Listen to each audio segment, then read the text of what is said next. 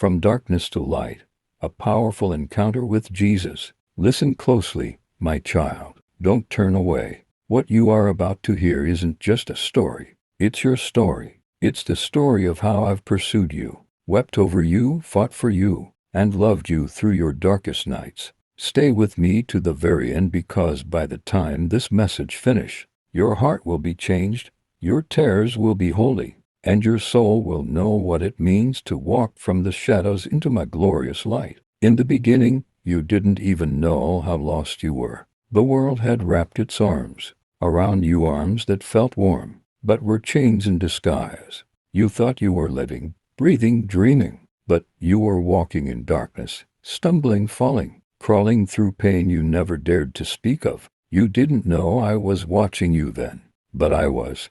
I was there the night you cried silently into your pillow, afraid anyone would hear. I was there the day you smiled in front of people but screamed inside. I saw you. I felt it all. And even when you thought I was far away, I was sitting beside you, hands open, heart aching, whispering, "Come home." Isaiah 9:2 says, "The people walking in darkness have seen a great light. On those living in the land of deep darkness a light has dawned." That light was me. I am Jesus, and I have never taken my eyes off of you, not even once. You tried to fix yourself. You tried to be stronger, but sin doesn't let go easily. It wraps itself like vines around the soul. Addiction, shame, fear, pride, depression. Yes, I saw it all. Every time you reached for something to fill the void, every time you told yourself, "This will be the last time," and yet went back again. But I didn't recoil from you. No, I moved closer.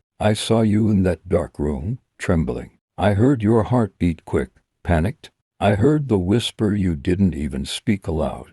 "God, if you're real, do something." And I did. I stepped in.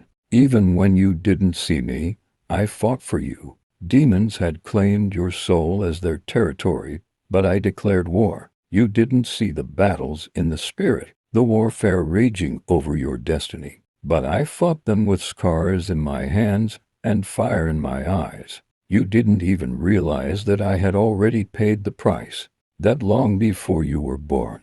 I looked down the corridors of time and said, "That one, that's mine." And so I went to the cross, willingly, not because I had to, but because I wanted to. For you, yes, you, with the mess, with the secrets, with the failures.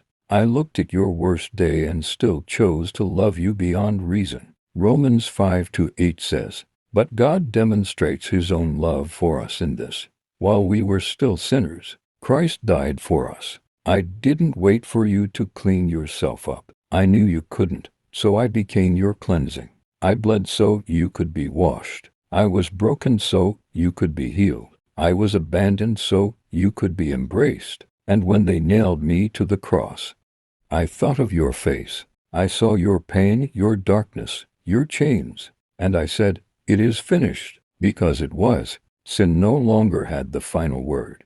Death no longer had the grip. Hell no longer had the key. Because I, Jesus, I hold the keys now. Revelation 1:18 says, "I am the living one. I was dead, and now look, I am alive forever and ever. And I hold the keys of death and Hades." I crushed it, that depression that told you you'd never feel joy again. I pierced it with my light. I shattered it with my love. I came into your darkness not to judge you but to rescue you. Just like I did with Mary Magdalene, the woman everyone condemned. They saw her sin. I saw her soul. They saw her mistakes. I saw her potential. And when others picked up stones, I knelt beside her and said, "Neither do I condemn you." John 8:11. That's what I'm saying to you now. You thought you were disqualified, but I call you chosen. You thought you were broken beyond repair, but I call you restored. You thought you were invisible, but I call you seen, known, and deeply loved. I know you've been walking through the valley, but I've been with you the whole way. I know you've felt alone, but I've been whispering your name in every breath of wind, every ray of sunlight, every lyric in that worship song that made your heart tremble. Fear not, for I have redeemed you. I have summoned you by name. You are mine. Isaiah 43:1. Yes, you are mine. You don't need to prove yourself anymore. You don't need to earn my love.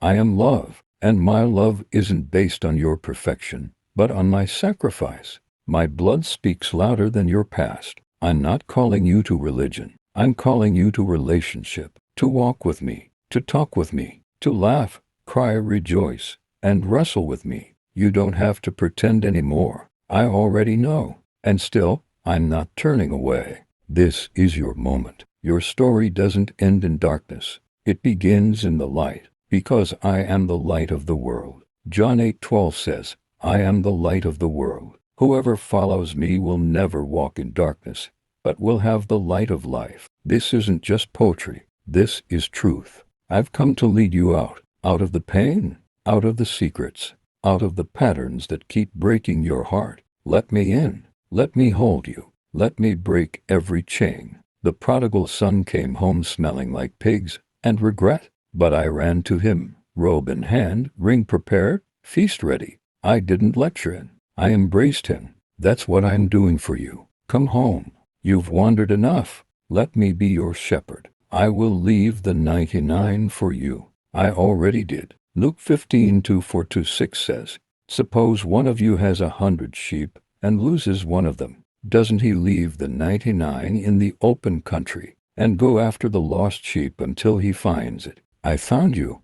You may not feel worthy, but my blood has made you worthy. You may not feel strong, but my strength is made perfect in your weakness. 2 Corinthians 12:9. You may not know how to let go, but I will teach you. I will walk with you. I will carry you if I must. Let me light the way. You've been blind long enough, but just like I opened the eyes of Bartimaeus, I will open yours. You will see again. You will feel again. You will live again. I speak life into your dry bones. I call forth your purpose. I awaken your spirit, and I say to you now, just as I said to Lazarus, come forth. Come forth from the tomb of despair. Come forth from the prison of fear. Come forth into the light of my glory, because who the Son sets free is free indeed. John 8:36. I'm not promising a life without storms, but I promise to be your anchor. I'm not promising you'll never cry again, but I promise your tears will not be in vain. Weeping may endure for a night, but joy comes in the morning. Psalm 30:5. And that morning, it starts now, right here, right in this moment as you listen.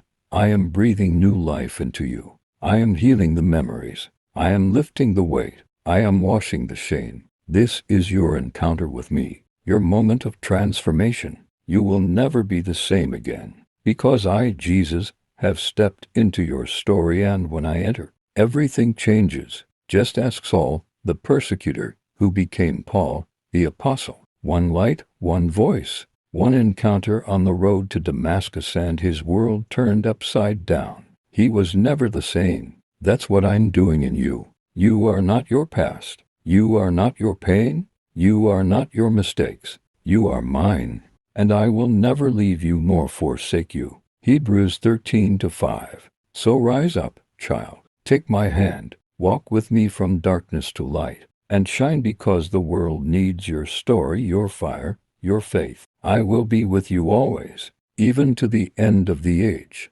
Matthew 28:20. Now go, and never forget this truth. I love you. I see you, and I have called you by name.